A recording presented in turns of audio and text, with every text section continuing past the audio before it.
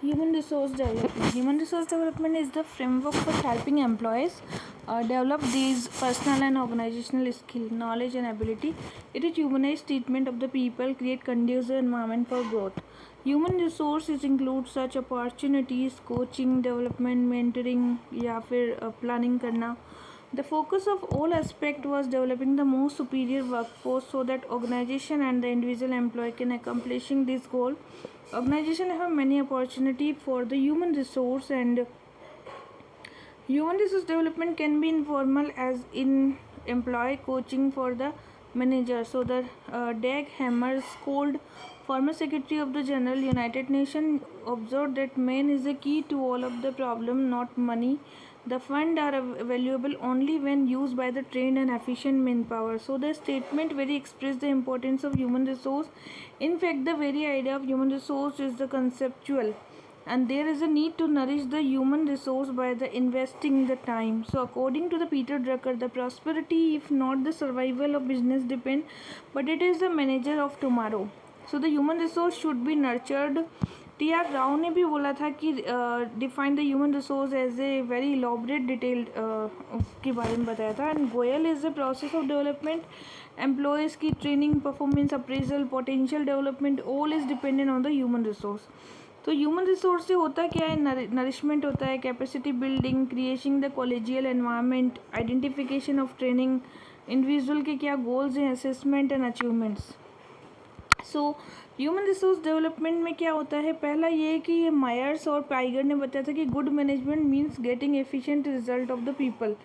ठीक है. सो और अंबानी ने बोला था, धीरू भाई अंबानी ने बोला था कि और people are asset you can never show on the balance sheet.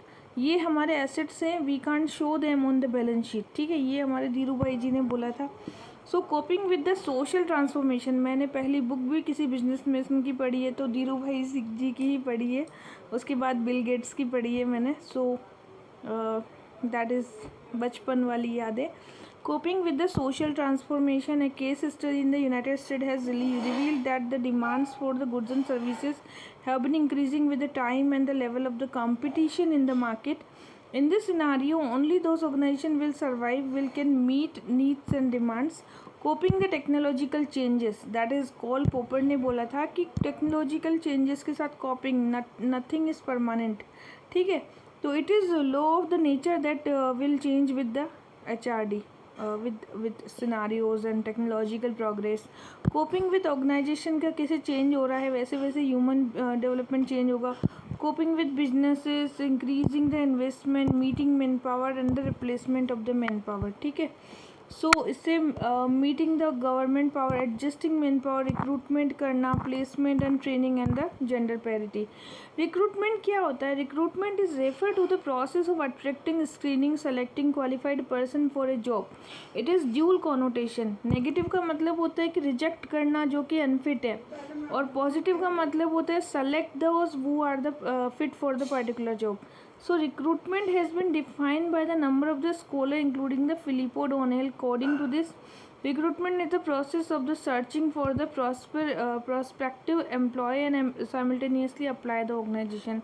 O'Donnell ने बोला है कि selection is the process of choosing from among the candidate from within the organization. So job में एवेल्यूएट करना मतलब जॉब को सबसे पहले एनालाइज किया जाएगा. The personal department first does the job. It is the process of the collecting analysing the information. Then second is the determining the source of man power. Okay, man power is also important to be determined. Third is the advertising the vacancies. Personal department advertise and the advertisement should be contain the detailed information. Submit their applications. Okay. Now third is application. After advertisement के बाद आप क्या करते हो? Receive करते हैं application को. Willing candidate after the deadline of the application date. ठीक है. उसके बाद में एग्जामिन करेंगे हम एप्लीकेशन को. The personal department start receiving application, they examine the application. वो एग्जामिन करेंगे. Acceptance and rejection. The candidate application will are qualified for jobs as per the eligibility are accepted. And उसके बाद में written test. Written test are the held to test the performance, aptitude, interest and intelligence. These tests are conducted by psychological and educationists. They are maybe descriptive or objective. Interviews में क्या होता है? Interviews are the verbal and visual interaction between two or more persons for a particular purpose. An interview is an oral examination of candidate. The main purpose of interview is to match the candidate. And there are many types of interviews like the group interview, individual के interview, panel interviews, ठीक है. फिर medical examination होता है जिसमें आप medical लोगे. This is done by the find out whether the candidate is the physically mentally fit और not.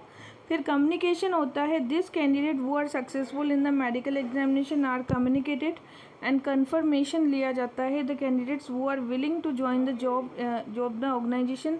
Training and the placement. Finally, the candidate are asked to join the organization on the particular date. So, स्टाहल ने क्या बोला था? स्टाहल ने बोला था recruitment is the cornerstone. ठीक है. So, even the organization uses scientific selection. This is because of the advantage. Its main advantage is avoid the tragedy or misfits and select the right person for the right job. And the employee are greatest asset. So, they have an potential. They help the organization to achieve the goals quickly, and they help the organization to achieve its objective easily, quickly, and therefore the success of organization depends on the systematic and scientific employee. So right job for the right person, scientific selection help in the find the man for the job. It also help the find the job for the right person. Next, reduce the labor absenteeism. Okay, and turnover. So the labor absenteeism जितनी भी होती है उसको हमें reduce करना है. Why?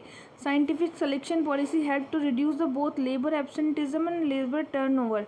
Third is reduce the wastages and damages in the accident. So this is also reduce the training supervision cost, improve the goodwill of the company, high morale, high efficiency and productivity.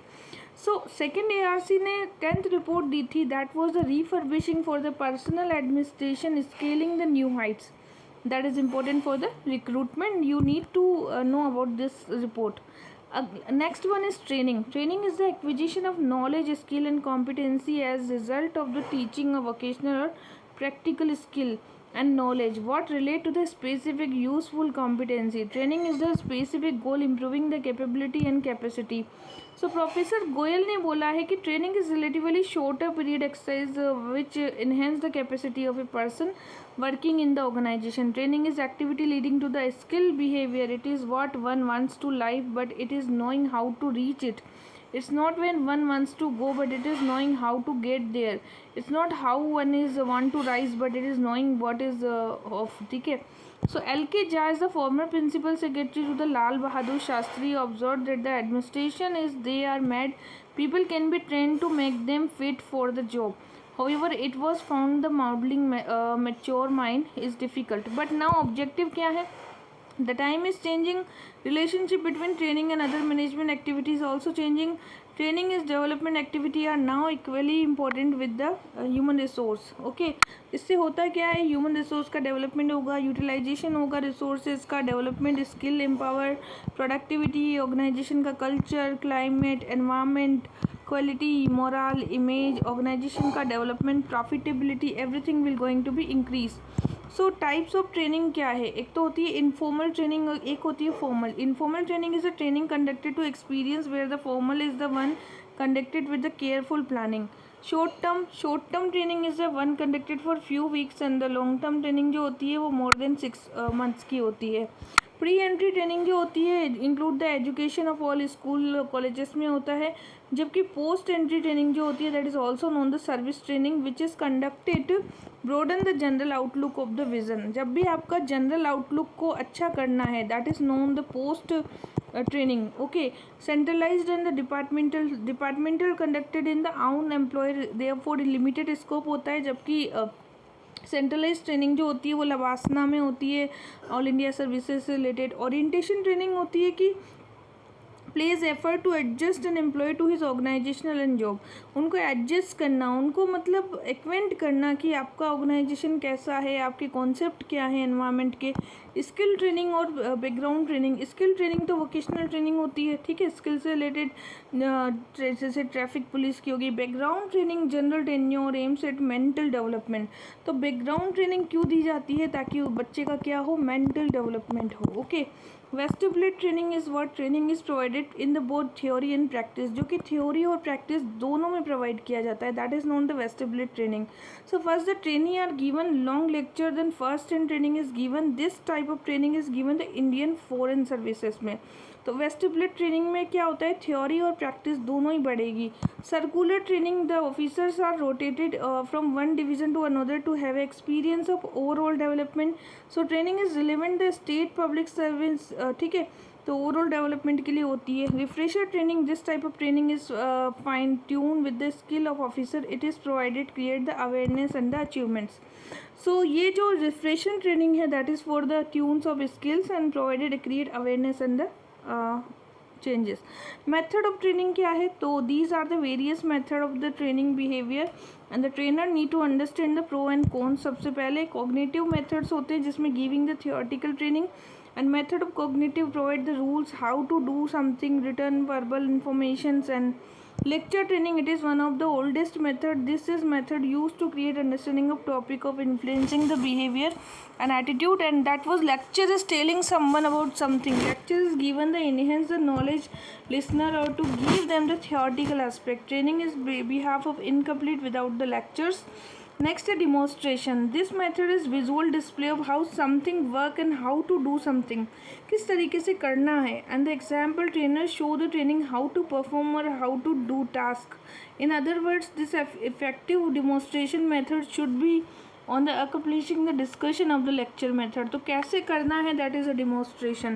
Discussion method, this method is a lecture to provide the learner with context of the supported elaborate explain, कुछ explain करो आप. Interaction of the communication between of the two to make more effective and powerful plan. Discussion method use the knowledge objectivity such as problem को कैसे solve करना है, communication कैसे बढ़ानी है. Computer based with the world wide expansion of companies and changing the knowledge, that is the CBT, alternative classroom based training, and that is the CBT, computer based training. Okay, it is for the knowledge scale of the increasing moreover. Sensitive training, that was the training is the form of the training to make the people more aware of the prejudice नहीं होना चाहिए, so about the making people understand about themselves. Okay, that is the sensitive training.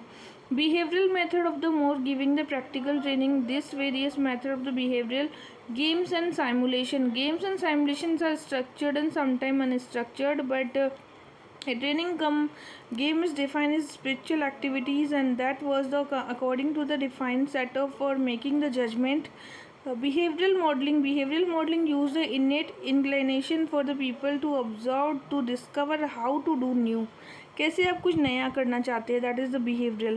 Case study stimulate the decision making situations and it reflect the situation and complex problem. जितनी भी complex problems होती है उसके लिए case study आता है.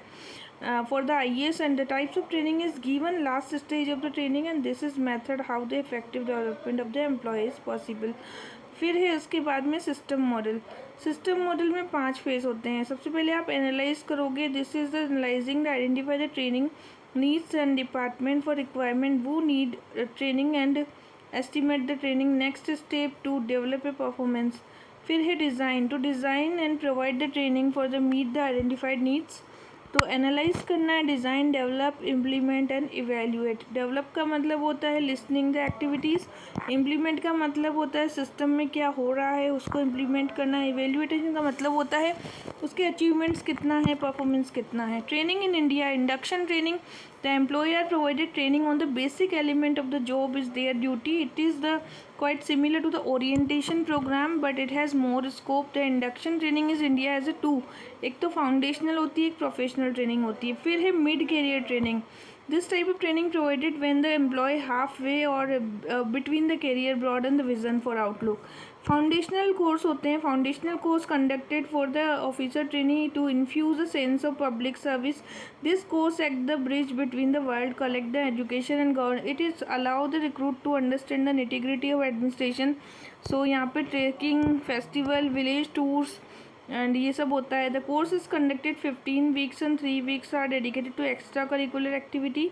12 weeks होते हैं use for the providing training for the elementary, law, economics, public administration, management, history, culture वगैरह के बारे में. तो यहाँ पे कितने वीक का है, 12 वीक की. ठीक है.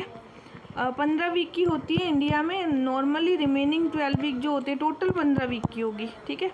टोटल फाउंडेशनल कोर्स जो होता है ना 15 वीक का होता है, तो we need to know about the foundational course 15 week. 15 week का मतलब 15 × 7 करोगे आप, ठीक है। एक मिनट।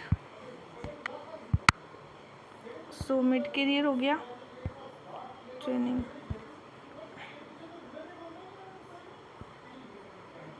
हाँ फाउंडेशनल कोर्स पढ़ रहे थे ना। तो ये जो फाउंडेशनल कोर्सेस हैं,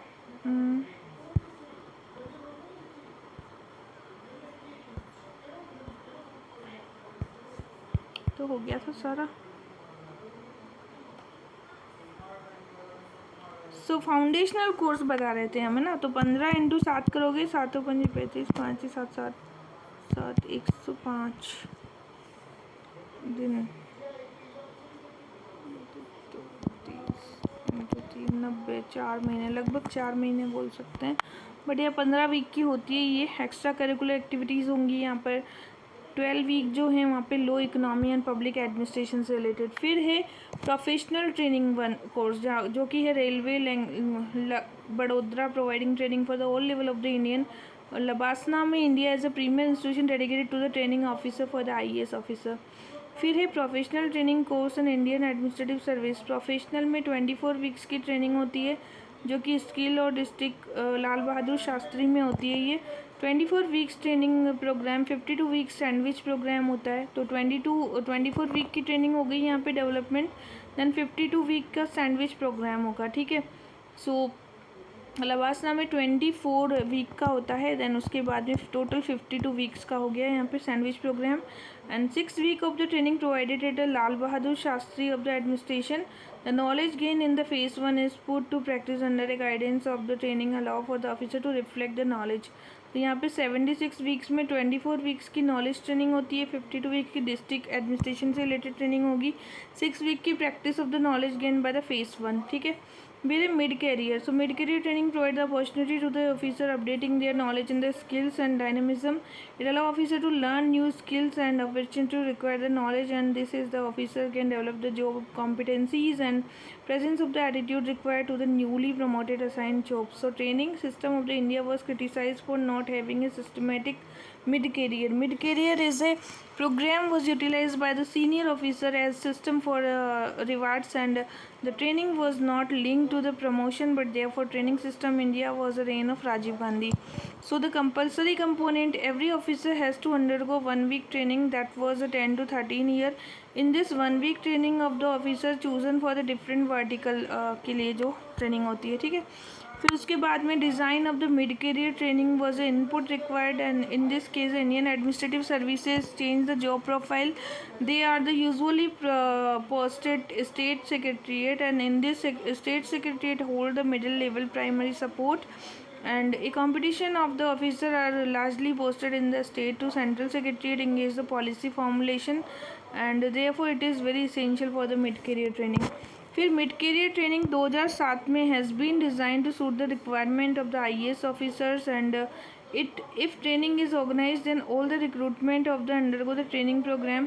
Training has been made the compulsory for the promotions, and it was made compulsory for junior administration, and 6 to 9 for the 8 week, then 8 week, then 4 week, ऐसे करके होती है. Mid career training is the view of the both the short term and long term, and this was the course for the mandatory serves the purpose of the updating the knowledges and also competition.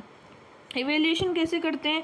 Training in India has been criticise number of reason. Fifth pay commission remark training in India suffer from low priority of the adolescence. So a small number of the public servant was benefited from the training, and 20% of officers likely to have a service training during their entire career. Training program are conducted many a time for the wrong person reasons, and the training facilities such as 4 and tour are the utilized largely by the senior officers, except for a few long term.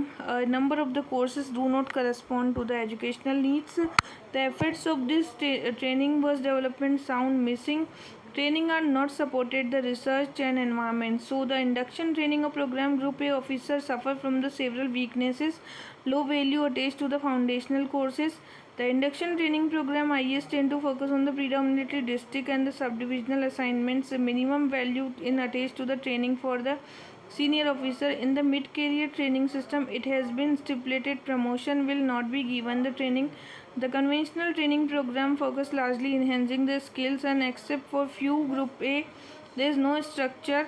Training program are largely concerned with the senior civil servant. Okay, now suggestion क्या है? Need to establish national training policy, creation of the training division, create the training cell, extension foundation courses and performance बढ़ानी चाहिए. So 1996 में national training policy evolve हुई थी. कब हुई थी? 1996 में, on the recommendation of ARC first. किसके कहने पर? ARC फर्स्ट के कहने पर. ठीक है.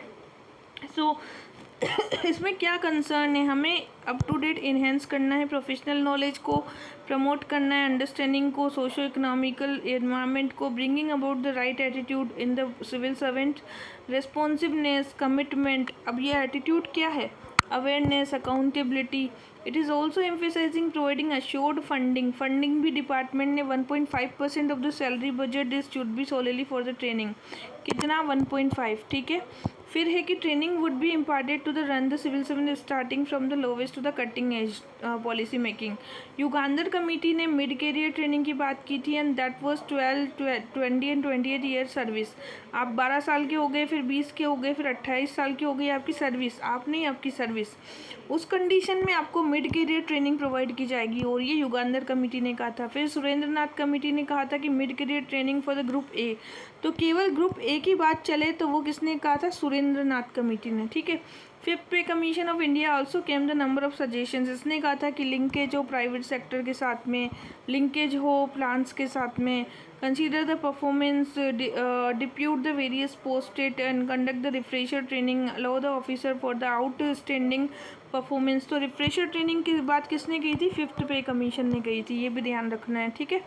फिर उसके बाद में एडमिनिस्ट्रेशन रिफॉर्म कमीशन जो आया था second, has been come up with the number of recommendations, and that was the refurbishing for this personnel administration, scaling new heights. Every government servant should undergo the mandatory training in the induction stage, and the successful competition of the training should be minimum eligibility होनी चाहिए. There should be a common foundational courses for ABC and secretarial training management. The objective of mid-career training should be develop the domain knowledge, and the public servant should have encouraged the higher academic qualification. Strong network composition for the government bodies for the national training, and the National Institute for the Governance set up the upgrading the existing national knowledge. So second ARC ने बोला था कि 10th report में refurbishing personnel administration, scaling new Heights.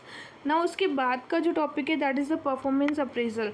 So performance appraisal is a systematic evolution of the employees. It is a superior experts हैं या नहीं है. Performance appraisal has a many name. It is also known the merit rating, employee rating, and a professor for the management. And this is performance appraisal is a systematic description.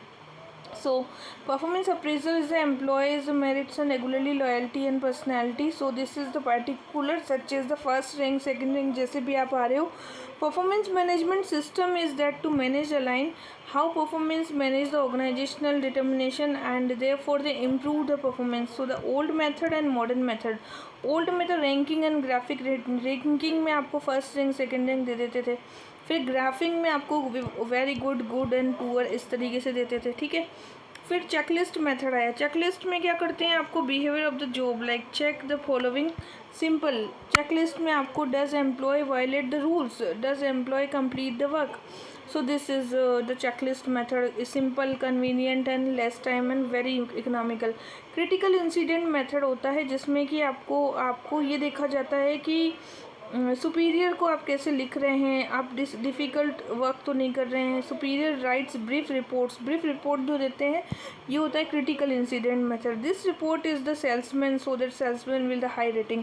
तो critical incident method में क्या होता है? Brief report दी जाती है. Reports कहाँ दे रहे हैं? इंसिडेंट में. फिर नरेटिव ऐसे सिंपलेस्ट मेथड रेटिंग होती है. Here is the writer details से आपको स्ट्रेंथ वीकनेस बताएगा, नरेट करेगा आपको कुछ.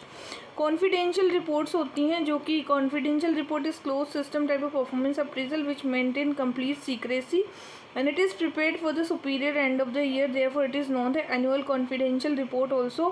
It contain the information about the employee key strength, weakness, and it's also contain the information of the personality traits. Okay, that is also. So the management by objective, that was the superior subordinate manage jointly, and superior subordinate manage jointly make the plans, and subordinate manage implement the plans. So then the actual performance of the subordinate manager compare with the objectives, and necessary correction actions is also there. So the behavioral anchored rating scale, that was the method is the variation of the simple graphic method. Here the behavioral attitude of the employee towards the job is rated. Some of the employee have the positive attitudes towards the continuously try to upgrade the knowledge of the skill. So that was a behavioral rating method. Psychological appraisal, that was the conceptual skill, and this is the employee done by the different methods such as the in-depth interview, psychological test, consultation, and discussion. Role analysis, that was focal role of the role, and this focal of the manager whose performance is appraisal, and that was they are the manager who come into the contact with doing the job. Human resource accounting, that was measure the cost and contribution of the human resources, and cost include the cost of recruitment, selection, training वगैरह की. ठीक है. फिर importance of performance appraisal. So performance appraisal से आपका feedback बढ़ता है. So it will information to improve the performance order to promotion and merit pay and employee training and development decision. So performance appraisal से क्या होगा, इससे use to find out the whether an employee require the additional training, deficiency in the performance may be inadequate knowledge, so the professor may improve his efficiency attending the workshop and the seminar. And validation of the selection process, that means the validation both the internal and the external training, and that was organization spend lot of time to the money for the recruiting, and various tools used for the selecting the process for the blanks, interview, psychological test. Promotion क्या होता है, appraisal is way of finding out which employ should given a promotion, like past appraisal हो गए together with the background datas हो गए. Transfer का मतलब होता है कि it is useful for taking transfer decision. Transfer often involve change the jobs responsibility and important find out the employ who can take these responsibility. Lay out decision होते हैं. Performance appraisal good way of taking lay out decision. Employ me ask the lay out if need arise. This is weakest performance are first to lay off. तो lay of किया जाता है आपकी weakest performance को. ठीक है. Compensation decision दिया जाता है. कंपनसेशन में मतलब एम्प्लॉय बाय इंक्रीजिंग देयर पे एंड देयर इंसेंटिव को अगर उनको बढ़ा दें. Human resource planning, that was help in human resource for current appraisal data regarding the certain employee, help to the management taking decision for the future employment. Career development में आपको performance appraisal देखा जाएगा, then आपको coaching दी जाएगी. ठीक है. Now performance appraisal in India में देखा जाए तो एनुअल कॉन्फिडेंशियल रिपोर्ट्स बनाई जाती है, but performance appraisal all India service have been recently based on the Surendra Nath committee, that was in 2003. तो किस पर बेस्ड है ये, सुरेंद्र नाथ कमेटी पर. A new performance appraisal system of the goal which is this reviewers performance shared किया जाता है इसमें. तो इसमें वीकनेस देखी जाएगी, lake of quantification of target, poor performance है या नहीं है, केयरलेस तो नहीं हो आप, पर्सनल बायस तो नहीं कर रहे हो, there is less distinction between good average performance. The cases of political influences, the existing performance appraisal system India is effective and performance appraisal is the service have been reduced, but now the performance appraisal India fully of secrecy and unfairness. इसमें कुछ fairness होगी. ठीक है. Suggestions क्या हैं, सबसे पहले employ should made aware of the organization. Employ should have a right to express themself. Each superior turn should be evaluate the subordinate.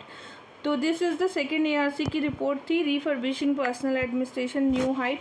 अब है प्रमोशन. देखो, promotion is the advancement of the employ rank और position in the organizational hierarchy. Promotion में भी employ के reward और good performance से दिया जाता है. पॉजिटिव भी हो सकता है. अगर कंपनी प्रमोट कर रही है, that mean ensuring that the person is able to handle the responsibilities, and a promotion can be involve advancement in term of the designation and salaries and the benefits. High morale हो जाएगा आपका. ठीक है. High efficiency हो पाएगी, management power बढ़ेगी, keeping the best and improvement in the performance हो पाएगा.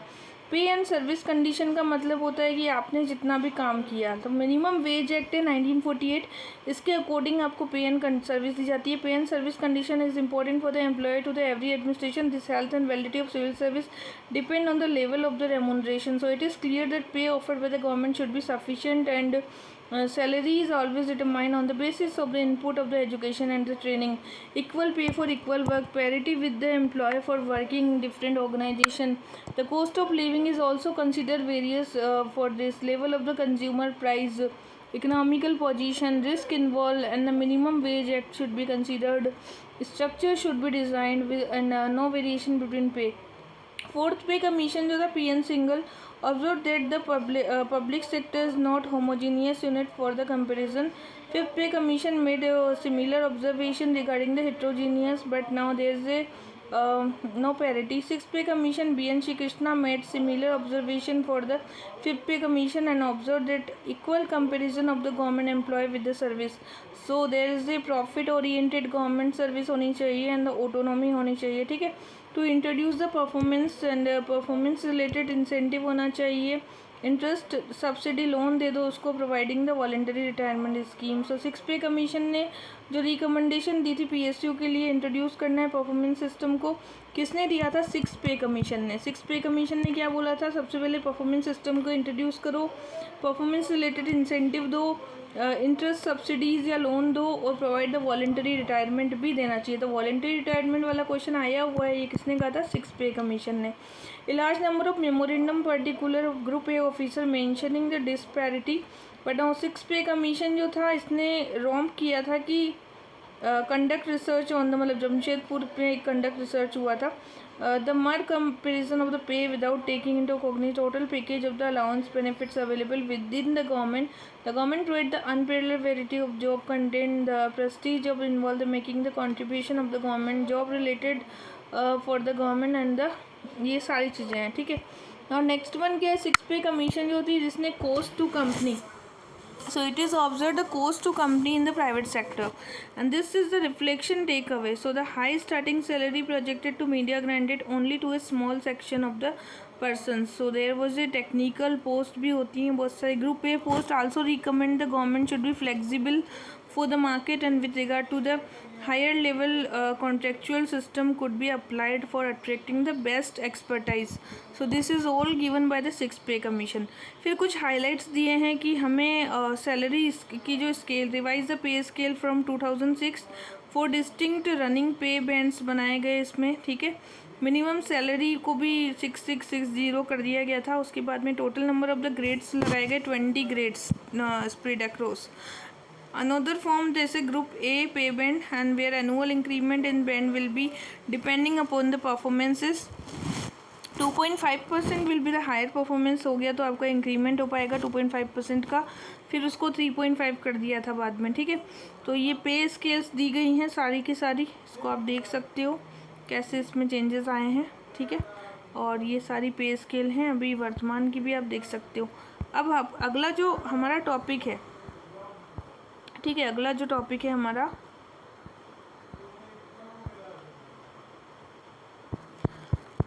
वो है एम्प्लॉय रिलेशनशिप से रिलेटेड. ठीक है, तो एम्प्लॉय का एम्प्लॉय के साथ क्या रिलेशनशिप होता है? Not just bringing new member of the workforce but starting new relationship. Managing this relation vital to business as a strong relationship can lead the greater employee happiness. So most of the organization में क्या होता है, instant Taylor जो है उसने mental revolution की बात की थी. And employee relationship should be mutually respectful होनी चाहिए and ensure this no confusion and that others elect to become friendlier with the employee, seeing the way to increase the employee happiness. The employee relationship should be mutual reliance पे होना चाहिए, running the smoothly and just with the old relationship the employee relationship is the one that must develop the promote the building the relationship. Speaking candidates को बहुत तमीज़ से बात करना kind of.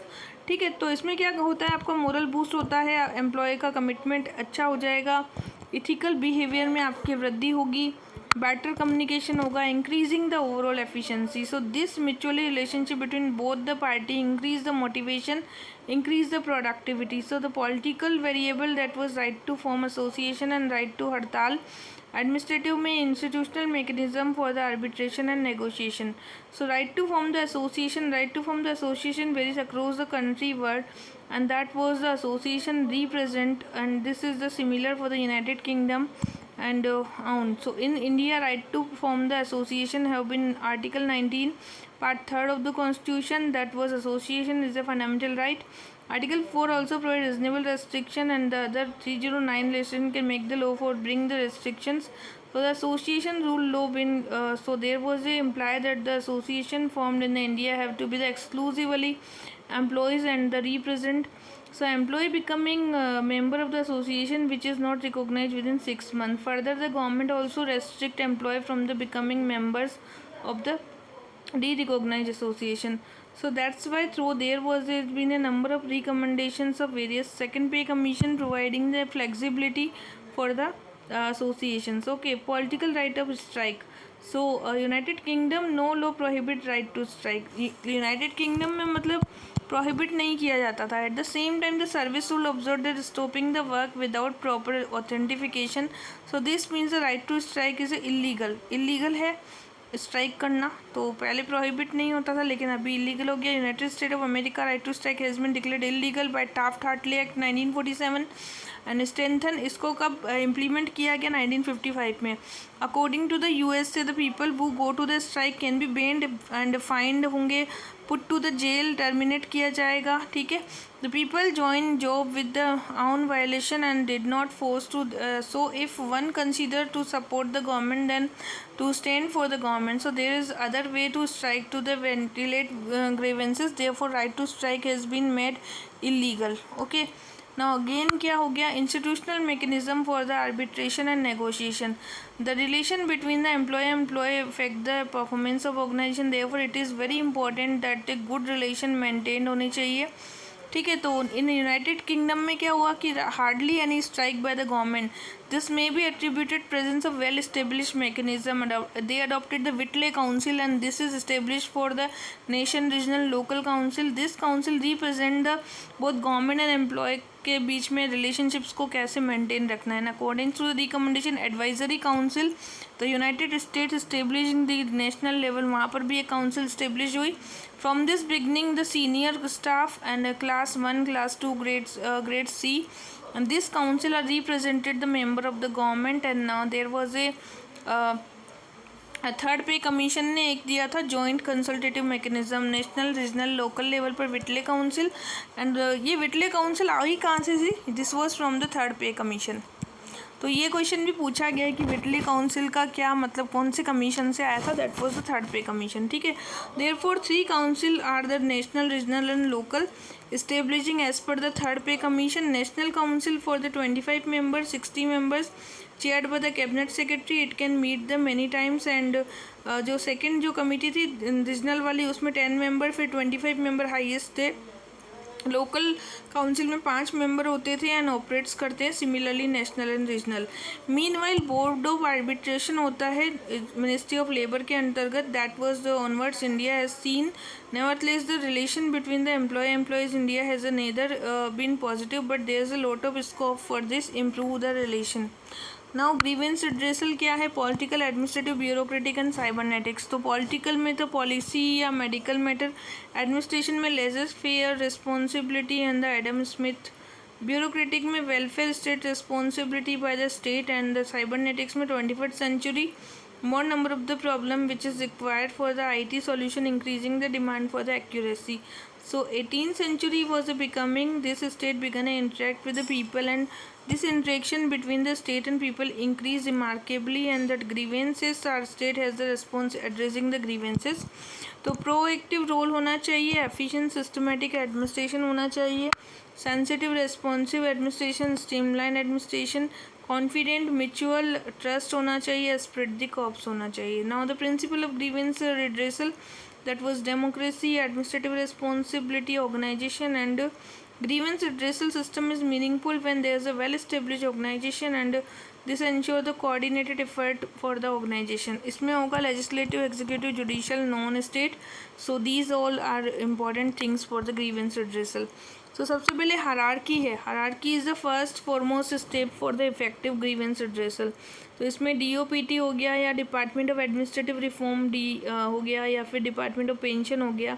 They are pivotal role for the grievances. उसके बाद है joint secretariat. They are also very important. Like हर सैटरडे वेडनेसडे को they meet to for the grievance redressal. And the number of name हो गया, telephone number, इनसे directed of the public यहाँ पे एक कैबिनेट सेक्रेटरीट में होता है. Institutional mechanism by the PMO, regional officers, RBI होता है. ठीक है. This grievance will be taken up this bank itself.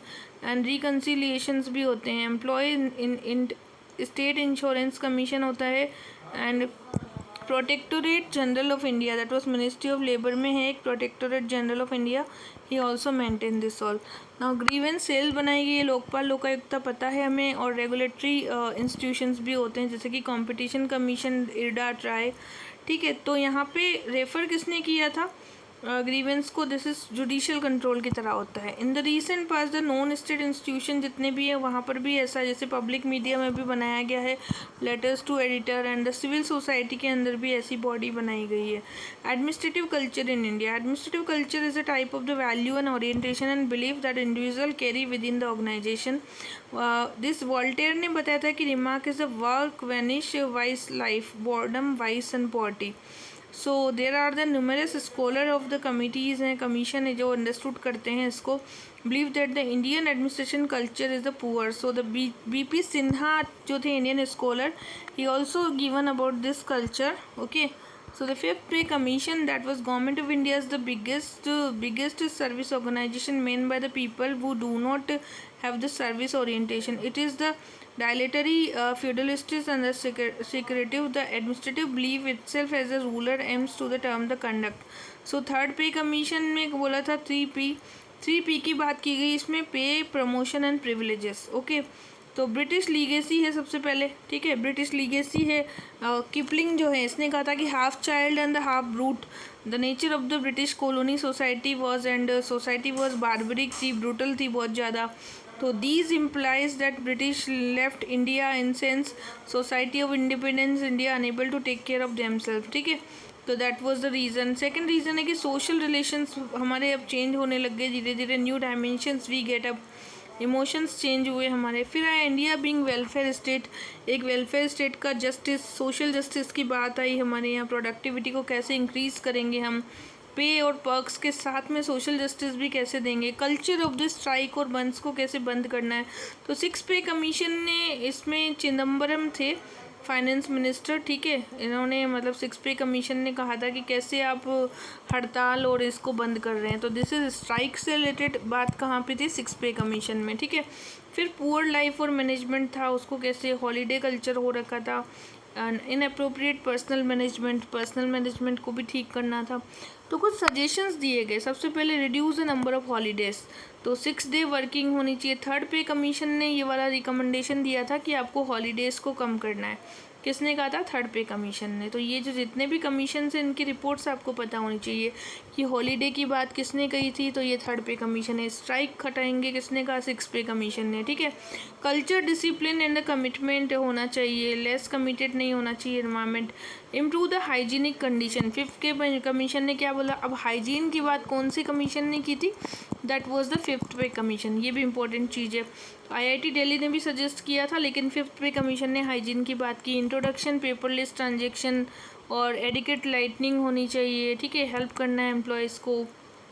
फिर आया था कि central file library for the files are not use for the long. तो उन फाइल्स को कैसे manage, improve the personal management, reform करना है. ICT एडवांसमेंट्स लाना है. ठीक है. एंड इनोवेटिव और विजनरीज लीडरशिप आपको लानी है. एडमिनिस्ट्रेटिव एथिक्स इसके बाद का है.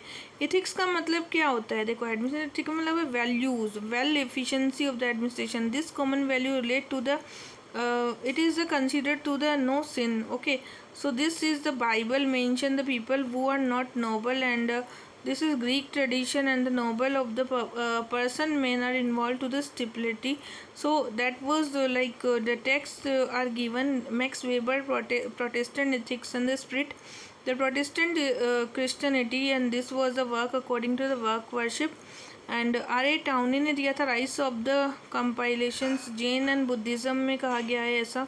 सो रिलीजियस इम्पैक्ट है, सोशल सराउंडिंग का इम्पैक्ट है, या इंडियन इंडिविजुअल हैबिट्स हैं. तो इन सब को चेंज करके आपको मतलब एथिकल वैल्यूज़ को आप कैसे अपना रहे हो. सो क्या क्या एथिकल वैल्यूज़ है. पहला है concept of duty, courage, fearlessness. इसमें एक रिपोर्ट आई थी 97 में, K T Shah commission reported the Indian bureaucrats become a support hand of political executive. So Nuremberg trial, Germany, Nazi officer admitted that had no other object but obey the superior. This is the clear example. तो देखो केटी Shah commission आया था 1977 में. इसने करेज और fearless की बात की थी इंडिया में, ठीक है, केटी शाह कमीशन. फिर आपको ध्यान रखना है कि developing the faith of the one self, Indian freedom struggle के बारे में याद करो. चर्चिल अगेंस्ट जर्मनी वाला, नेल्सन मंडेला ने क्या किया था, चर्चिल ने क्या किया जर्मनी के अगेंस्ट. सेंस ऑफ मिशन होना चाहिए, जील होना चाहिए, and that was a selflessness and sacrifice भी होना चाहिए. So this is all about the कैसे आप इथिकल वैल्यूज़ को बढ़ाएंगे अपनी. फिर एक code of conduct. The code of conduct refer to the series of ideas and it is India there is no code of conduct but the conduct rule defined. So this is for instance Indian admin service has a conduct rules. तो ये कैसे conduct rules हैं. 24 conduct rules are there. अलग committee ने हमको बताया था conduct rules. तो आपको कमिटीज़ भी याद रखनी है कि कंडक्ट रूल्स कौन सी कमेटी ने बताया था. दैट वाज द अलग कमेटी. सो अलग committee was talking about the conduct rules. And this is department of personal and training after CM conference. CM conference कब हुई, 1997 में हुई. तो यहाँ पे डिपार्टमेंट ऑफ पर्सनल ने आपको कुछ कोड ऑफ कंडक्ट दिए थे इसमें, ताकि हेल्प करना है पॉलिसी को वाइल टेकिंग डिसीजंस, ठीक है ना. नो कॉन्फ्लिक्ट नहीं होना चाहिए, इलीगल ऑर्डर्स नहीं होने चाहिए. सब्सिक्वेंट लाइक नोलन कमेटी भी आई थी. Nolan committee in UK, it was talking about honesty, integrity, leadership, accountability, selflessness, openness and objectivity. और मित्तल जो थे फॉर्मर CVC, मतलब आल्सो रिकमेंडेड, एंड मित्तल थे CVC के थे हेड, उन्होंने भी कहा था. और ARC सेकंड तो हमेशा ही कोड ऑफ कंडक्ट की बात करती है. 4th रिपोर्ट है, आप देख सकते हो, एथिक्स इन द गवर्नेंस. तो कौन सी कमेटी थी, अलग कमेटी, ठीक है. So this chapter is completed today, the personnel administration.